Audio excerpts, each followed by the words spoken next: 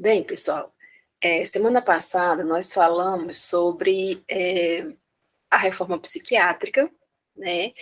E nós vimos que a reforma psiquiátrica ela começou com um movimento, né? Esse movimento ele tinha como protagonistas, né, os familiares, os pacientes que sofrem, né, com transtorno mental, né? Pelo processo de desumanização. Nós temos também alguns profissionais e a sociedade, né, que eu até mostrei para vocês a questão dos protestos nas ruas, os panfletos, né, os cartazes. Então, as pessoas realmente indo para a rua para protestar contra os processos, os maus tratos, né, o processo de desumanização. E daí, esse movimento, ele teve um nome, que é o que a gente tem aí nesse slide, né, que é o MTSM, Movimento dos Trabalhadores de Saúde Mental. Apesar de ter o nome trabalhadores, né, mas a gente sabe que não, reforçando para vocês, não foram só os professores, os trabalhadores, não. Foram as famílias dos pacientes e a sociedade que presenciava, né, e que sabia desses maus tratos, tá?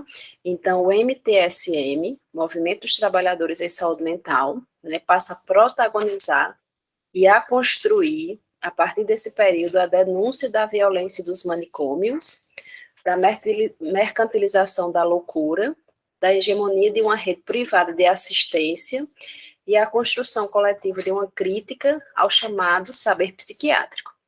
Nessa questão da mercantilização da loucura, nós sabemos também que nesse período, né, muitos pacientes, muitas pessoas que não tinham transtornos mentais, que não tinham nenhum problema mental, elas ficavam internadas nos manicômios, porque a família, né, que tinha poder aquisitivo alto, né, ela necessitava de a questão de herdar bens, e daí eles internavam, né, seus próprios familiares, tá? Mesmo sem eles terem nenhum problema mental. Tá? Então, a gente passou por muito tempo com relação a essa mercantilização da loucura. É por isso que as clínicas privadas, hoje nós temos clínicas privadas, mas assim, elas caíram muito de conceitos, tá? Justamente por causa dessa mercantilização. Hoje nós temos algumas são mantidas pelo Estado, outras são clínicas realmente particulares, mas assim, o número é bem menor, tá? Até porque a gente trabalha, né, nesse processo de ressocialização, e daí a gente tem todo esse dispositivo, né, para realmente tratar o público, que são as instituições abertas. E daí, pessoal, nós temos ainda, né, dentro da política de saúde mental, uma coisa que a gente já falou, né, que é o deputado Paulo Delgado. Quem trouxe a primeira noção de se fechar os hospitais psiquiátricos e abrir as instituições abertas, que são os CAPs, NAPs, residências terapêuticas, os programas do Ministério da Saúde, foi o deputado Paulo Delgado, né? Então, a lei original foi dele, né? Só que, infelizmente, nessa lei que ele criou de 78 a 91, né, ela foi engavetada, ela não foi para frente.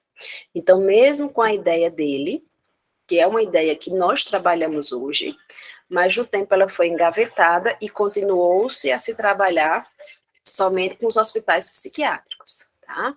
Então aí a crítica ao modelo hospitalocêntrico, ela veio de Paulo Delgado, que ele propõe a regulamentação dos direitos da pessoa com transtornos mentais e a extinção progressiva dos manicômios no país, que no caso no tempo dele ainda se chamava manicômios, e hoje nós temos, né, os hospitais psiquiátricos que estão sendo fechados gradativamente, certo? Por que gradativamente?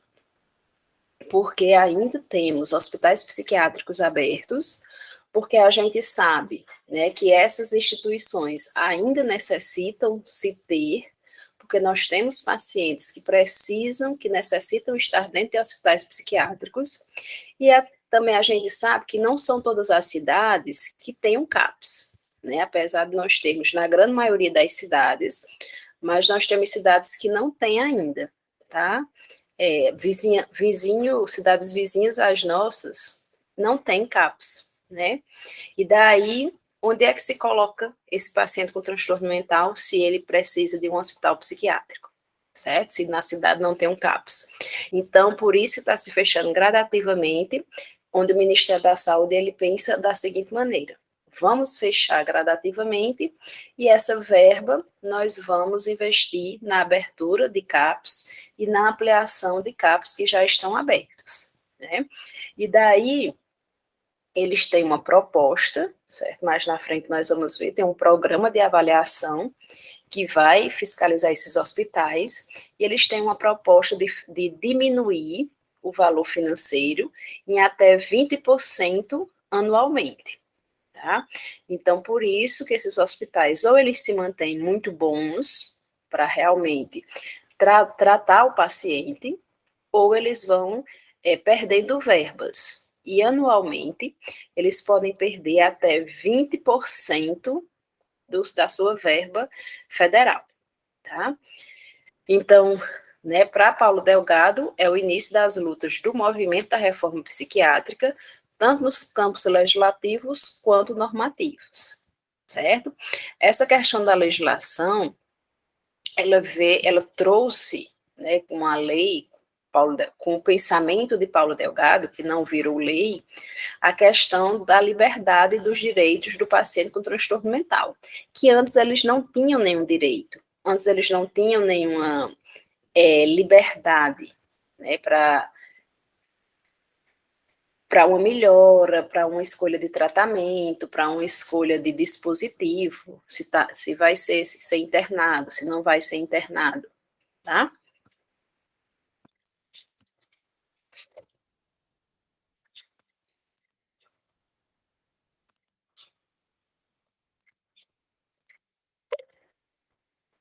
E daí nós temos, né, as conferências de saúde mental, elas começaram a acontecer, certo?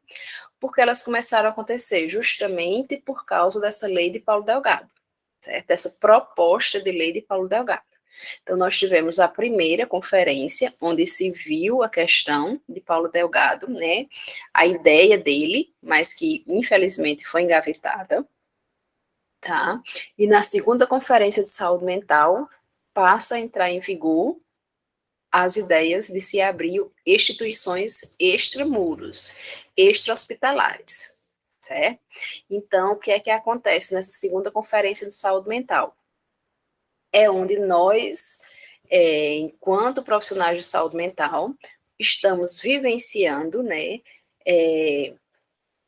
o fechamento dos hospitais psiquiátricos de forma gradativa, reforço com vocês essa forma gradativa, porque nós ainda estamos vivenciando esse processo, tá? Nós ainda estamos vivenciando o fechamento desses hospitais, mais ou menos há 10 anos, 10, 8 anos, nós tivemos aqui no Crato o fechamento do Hospital Santa Teresa, certo? Hoje, nossa referência mais próxima é o Hospital de Messejana, tá? Onde lá eles têm um setor psiquiátrico, e nós estamos vivenciando a abertura dos CAPs, que antes se chamava NAPS, Núcleo de Atenção Psicossocial, como vocês têm aqui no slide, certo? E hoje, esse nome, né, essa sigla se transforma em CAPS, Centro de Atenção Psicossocial, tá? Então, a segunda Conferência Nacional de Saúde Mental, que passa a entrar em vigor no país, nas primeiras normas federais, regulamentando a implantação de serviços de atenção diária fundadas nas experiências dos primeiros CAPs, Centros de Atenção Psicossocial, NAPS, Núcleo de Atenção Psicossocial, e hospitais-dia, e as primeiras normas para fiscalização e classificação dos hospitais psiquiátricos. Com relação a esse termo aí, hospitais-dia, nós temos hoje hospitais-dias, que eles são hospitais psiquiátricos. Só que o paciente, ele fica lá apenas durante o dia, tá? Ele faz um processo de ressocialização, ele não é um hospital psiquiátrico, onde ele prende realmente, aprisiona realmente o paciente, tá? O paciente passa o dia lá e à noite ele vai para a sua residência, ele vai para o convívio dos pacientes, dos seus familiares, certo? Na realidade, esse hospital dia, ele faz o mesmo, ele tenta fazer o mesmo serviço do CAPS, certo? Só que no CAPS não existe a questão, a visão de trancar o paciente, como no hospital psiquiátrico, como no hospital dia, certo? Então, lá o paciente fica mais em sistema de internação, só que à noite ele vai para a sua residência, tá bom?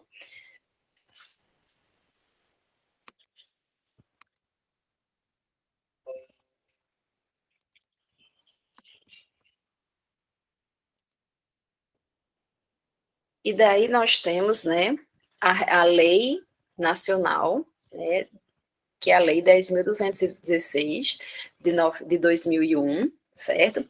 Que ela vem com a mesma proposta de Paulo Delgado, certo? Então, quando Paulo Delgado imaginou e expôs o seu projeto de lei, né, que foi engavetado, 12 anos depois, esse mesmo projeto, essa mesma ideia de Paulo Delgado surgiu, né? E daí nós temos a Lei 10.216, onde ela fala a mesma coisa que Paulo Delgado falou: o fechamento dos hospitais psiquiátricos, progressivamente e gradualmente, tá?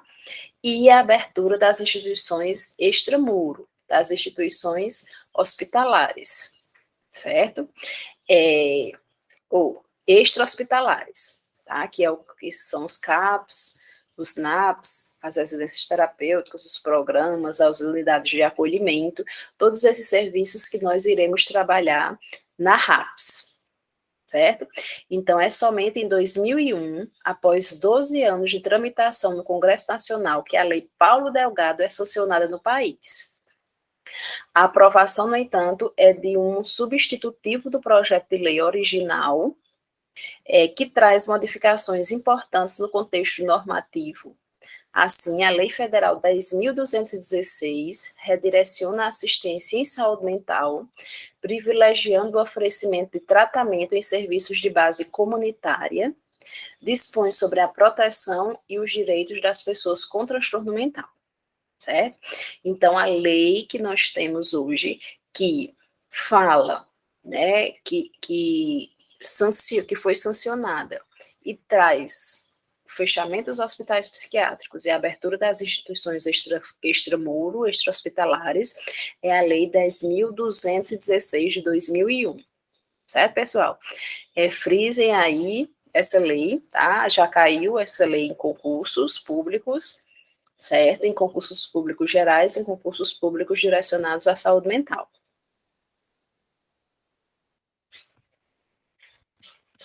E daí nós temos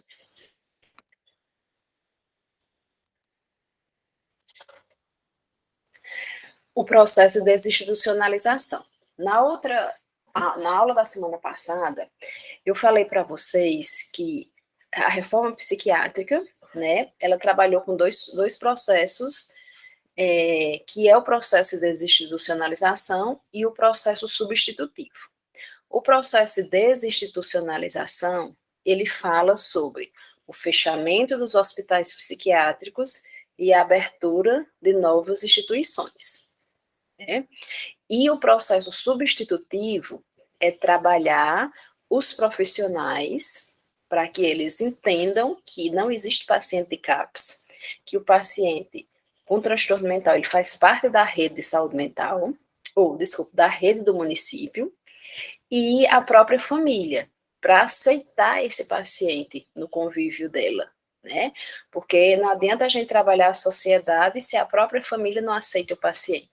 A gente também tem que trabalhar a família para essa aceitação, certo? E dentro do processo de desinstitucionalização, que ocorre o fechamento dos hospitais psiquiátricos, nós temos aí um programa que o Ministério da Saúde criou, que é um programa de auditoria, de avaliação do serviço, tá? Que é o que a gente chama de PNASH psiquiátrico, Programa Nacional de Avaliação do Sistema Hospitalar Psiquiátrico. Ele foi instituído em 2002 pelo próprio Ministério da Saúde, certo? E ele faz o seguinte serviço: ele vai para os hospitais psiquiátricos e lá eles vão fiscalizar os hospitais e vão analisar que pontos. A questão dos recursos humanos, que são recursos humanos? São os profissionais. Se nesse hospital psiquiátrico tem profissionais que realmente atuem, que realmente façam a diferença, que realmente trabalhem no tratamento desse paciente, tá? Eles vão analisar a estrutura, se a estrutura realmente condiz com o serviço, se ela está boa, né, como é que estão as paredes, o piso, a questão dos setores, se existe setor masculino, setor feminino, tá? E também a questão dos prontuários. Nos prontuários, eles vão ver se há uma rotatividade de pacientes, tá?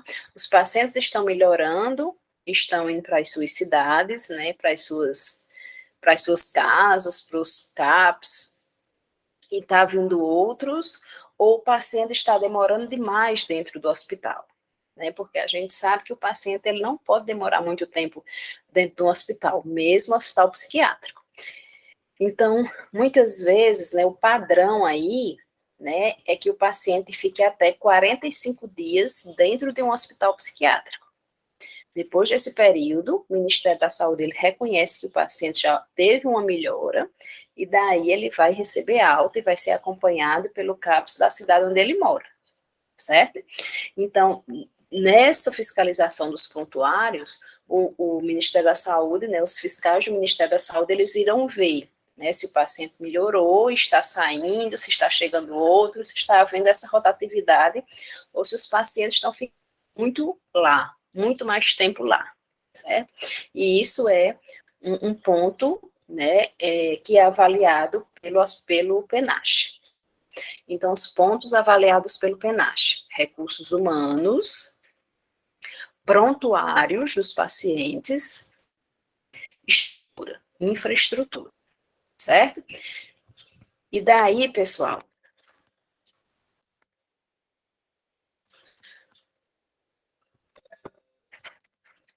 o PNASH permite aos gestores um diagnóstico.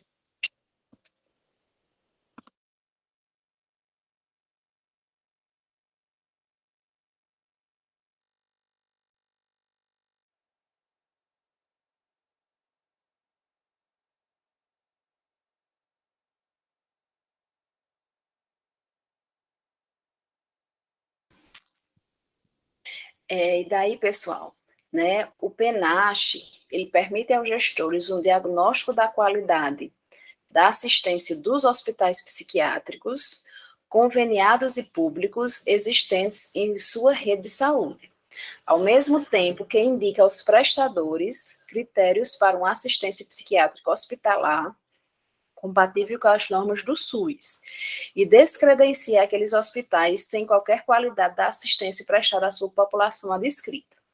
E essa classificação, pessoal, que o PNASH faz é essa daqui, certo? Então, o PNASH, ele vai, né, no hospital, por exemplo, ele vai no hospital X, e lá ele vai analisar aqueles 3 pontos que eu falei para vocês: recursos humanos, infraestrutura e prontuários. E daí, ele vai classificar nesses pontos aí. O hospital está de boa qualidade, tá? O hospital está de qualidade suficiente, tá? Então, digamos que ele tem poucos profissionais, tá? Então, vamos orientar para que aumente esses profissionais. O hospital, eles precisam de adequações e devem sofrer revistoria. É quando os fiscais do Ministério da Saúde ele vê que esse hospital está muito precário, tá? E daí ele dá um período para que esse hospital melhore. Só que, pessoal, é muito difícil um hospital, quando ele sofre revistoria, ele melhorar, tá? Por quê? Porque vai se diminuir a verba, né? Como eu falei para vocês, a verba ele pode diminuir até 20%, certo?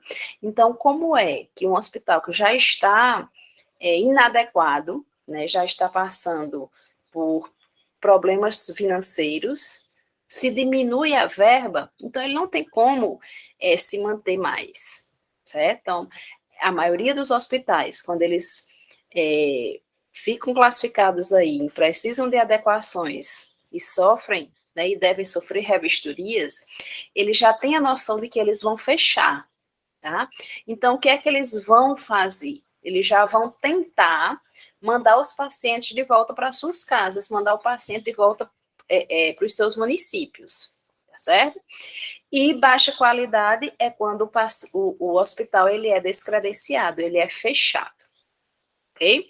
Então, veja, nos 3 pontos, qualidade suficiente, precisam de adequações e baixa qualidade, é onde se diminui o valor, né, como eu falei para vocês, até 20%, o investimento financeiro que o governo federal faz, ele vai diminuir, né, que é o que a gente chama de diminuição dos leitos psiquiátricos, é justamente isso, é a diminuição do valor que o Ministério da Saúde manda para esse hospital, certo? Então, não se sabe, né, o valor específico, né, mas se sabe que até 20% esse valor ele vai ser diminuído, certo? Anualmente. Ok, pessoal? Então, se for um hospital que realmente priorize a assistência ao paciente, quando ele fica nesse terceiro ponto aí, de precisar de adequações, ele já vai vendo a necessidade, vendo a possibilidade, né, desses pacientes entrarem nos programas, né, do Ministério da Saúde, nos programas do CAPS, tá? Para que eles fiquem assistidos, para que eles continuem a ser assistidos e fiquem melhor assistidos, certo? Se for um hospital que não se preocupe muito, né, na qualidade do tratamento do paciente, ele só manda para casa e não faz nada pelo paciente, né? Manda para casa que o hospital está fechando, o hospital fechou e manda e acabou o assunto, tá certo? Então, veja, só recapitulando essa questão do PENASH.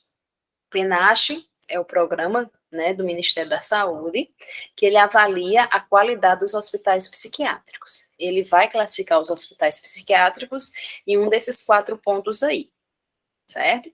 E ele vai, né, na qualidade suficiente, e que precisam de adequações, e baixa qualidade, ele diminui em até 20% o valor da verba que manda, certo? Quando ele é descredenciado, ele perdeu, né, totalmente a renda do Ministério da Saúde, e daí ele vai ser fechado.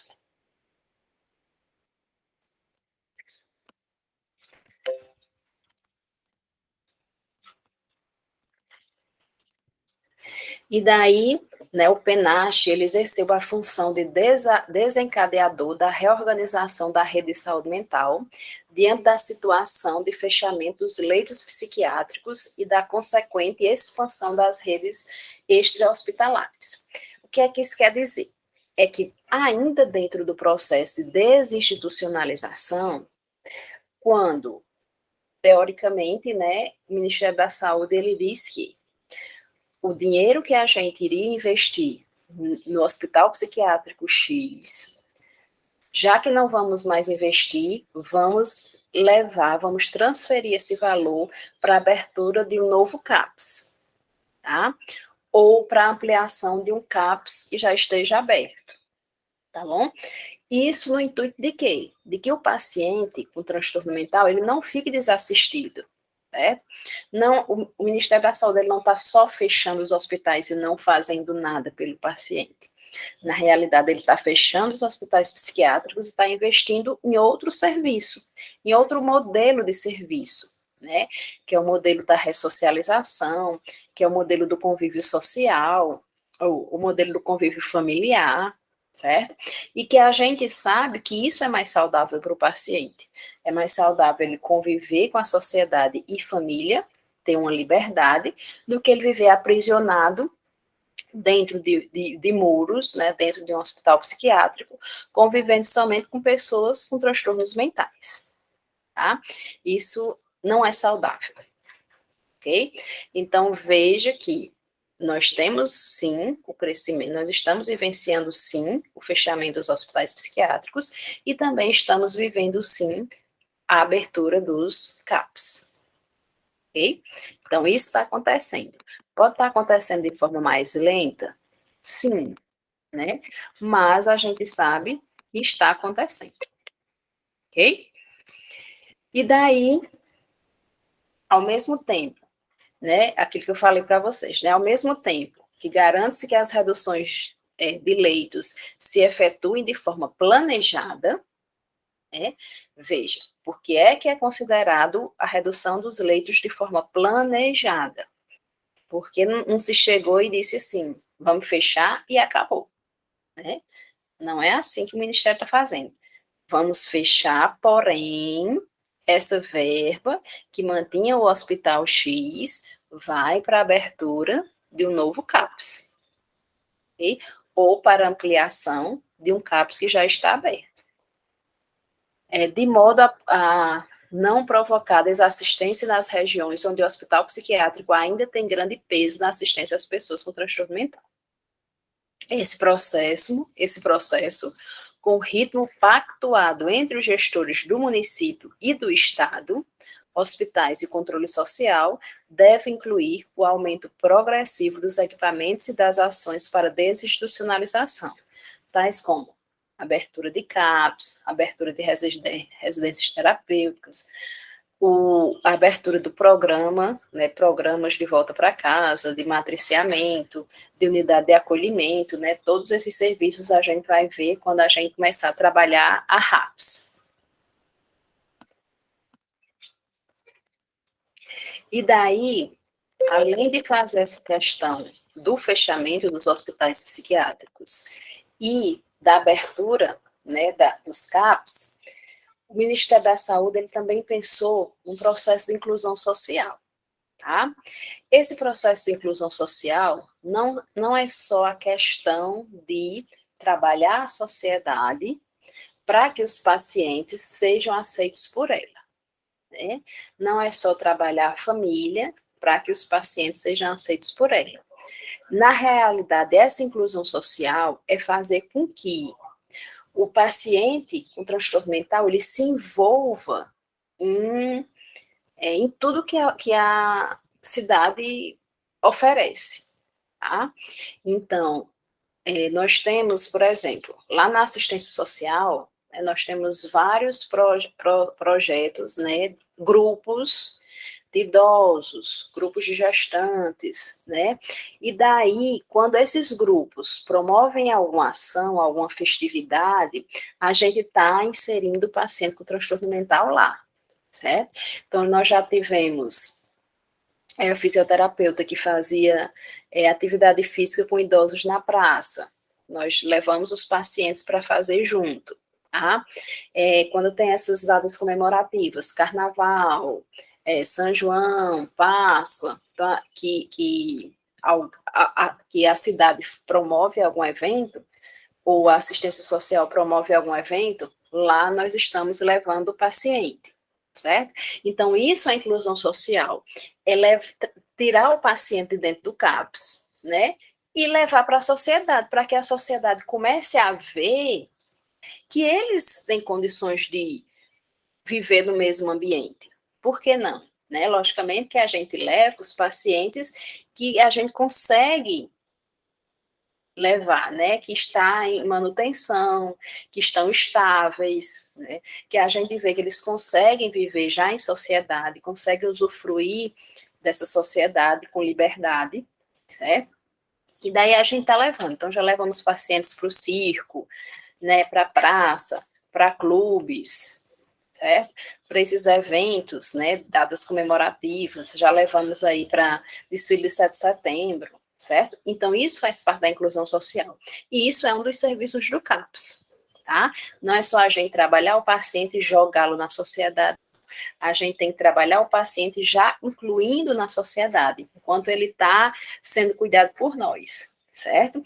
Quando a gente vê uma melhora mais progressiva, e daí vem a questão, né, do desmames, coisas que nós vamos ver mais na frente, desmame de medicação, aí a gente já sabe que o paciente já pode, né, já tem condições de andar sem a gente, certo? A gente vai dando umas altas progressivas aí, ok?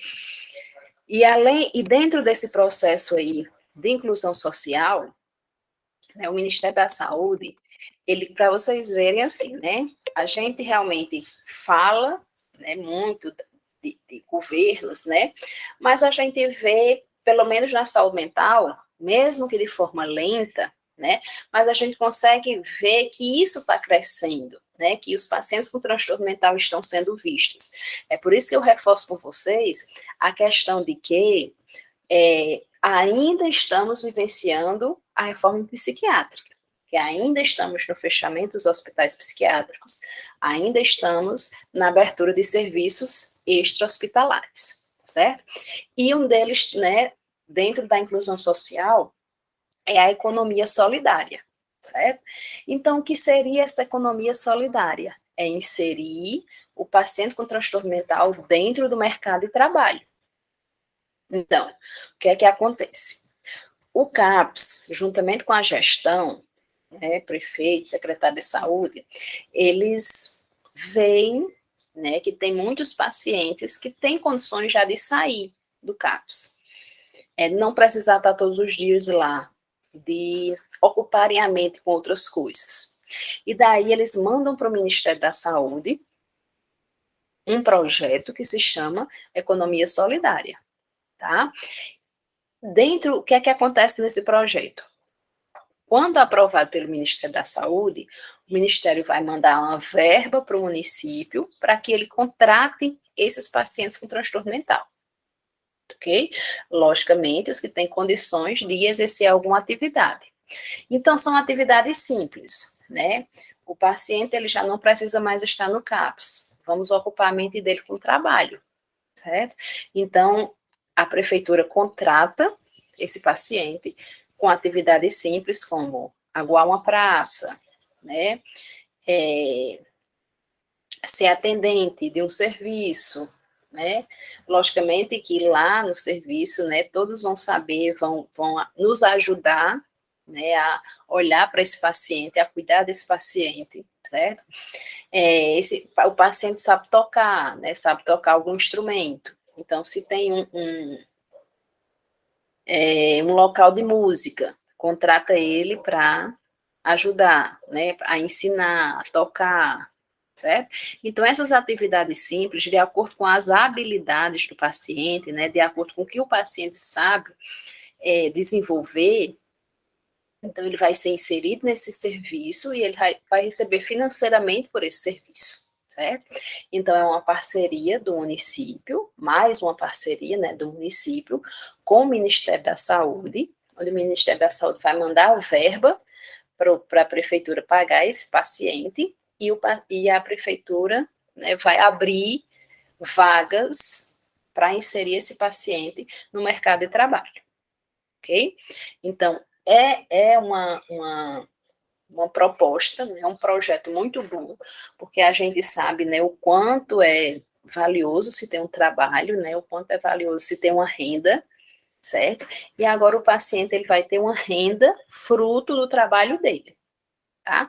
Então isso é muito saudável para o paciente e para a família também, que vai ver que o paciente está melhorando, né, que houve realmente um avanço, né, na qualidade de vida desse paciente, dessa pessoa, ok?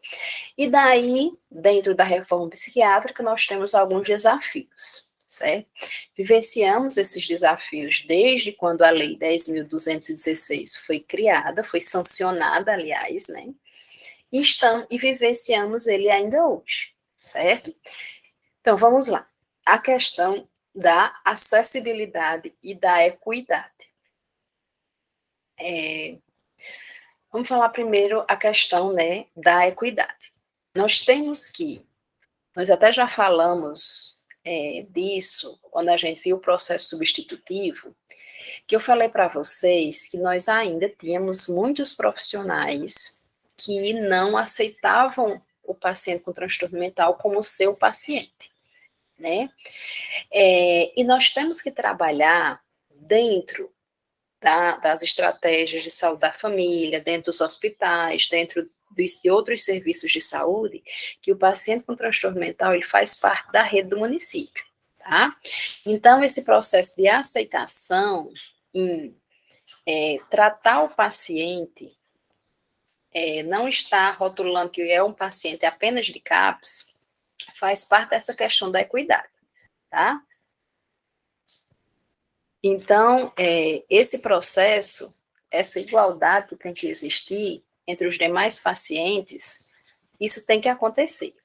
Então, muitas vezes o profissional do CAPS precisa trabalhar nessa questão, né, dentro das próprias instituições de saúde, para que eles aceitem o paciente como um paciente normal, como um paciente da rede, tá?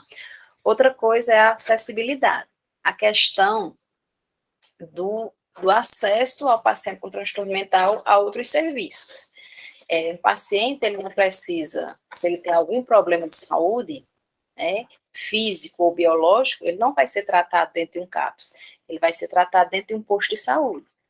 Então, o posto de saúde, ele tem que realmente aceitar o paciente com transtorno mental, fazer o seu tratamento, porque ele pode estar passando por um problema hipertensivo, ele pode ser diabético, ele pode estar com a diarreia, ele pode estar com processo febril. E daí esses processos não, esses sintomas não vão ser tratados no CAPS, eles vão ser tratados no posto de saúde, certo?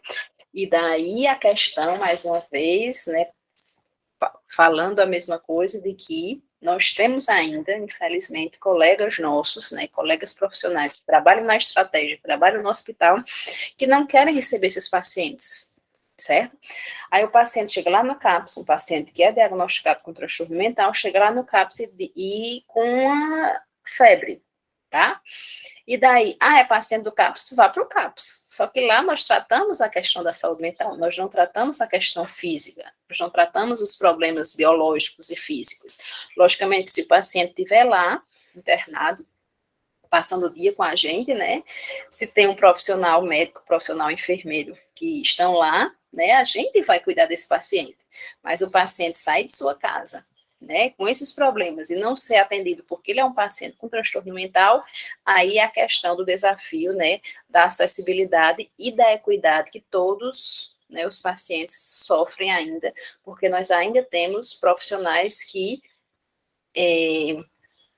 classificam, né, entre pacientes normais e pacientes com transtornos mentais. Tá? Então, estima-se que 3% da população necessita de cuidados contínuos em saúde mental, em função de transtornos severos e persistentes, e a magnitude do problema exige uma rede de cuidados densa, diversificada e efetiva. Tá? Quando nós conseguimos, nós temos um programa que a gente vai ver lá na RAPS, que ele se chama matriciamento.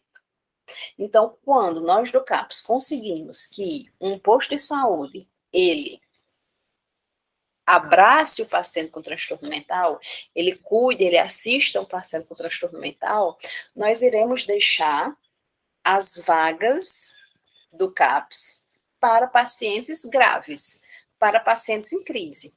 E a estratégia, ela pode muito bem orientar, assistir um paciente que não esteja grave, né? Que esteja, como a gente chama, em estado de manutenção e estabilidade, ele está estável, né?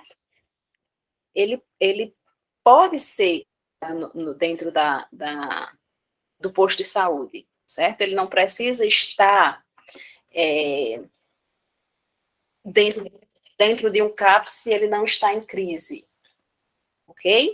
E cerca de 10 a 12% da população não sofrem transtornos severos, mas precisam de cuidados de saúde mental na forma de consulta, aconselhamento e grupos de orientação. E é isso que a gente reforça com a estratégia de saúde, com os postos de saúde, essa questão aí, certo?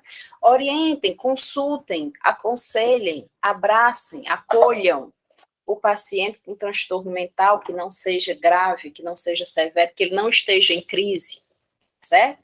Se ele está estável, se ele está em manutenção, se ele já pode conviver na sociedade, se ele não precisa estar todos os dias no CAPS, então vamos, né, abraçar esse paciente dentro do posto de saúde, tá?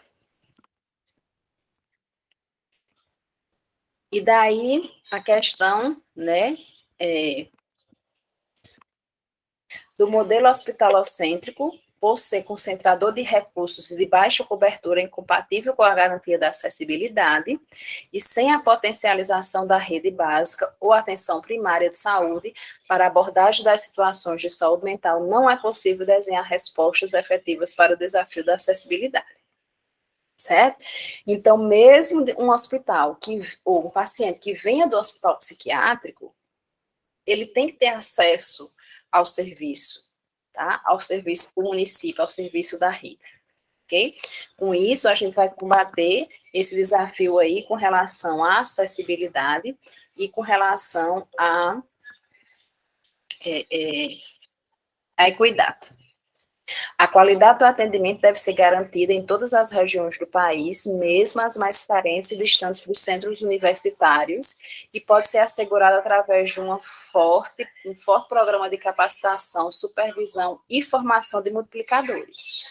O distanciamento entre as instituições de formação e pesquisa e a saúde no Brasil agrava as carências de formação e qualidade de profissionais, tá? O que é que isso quer dizer?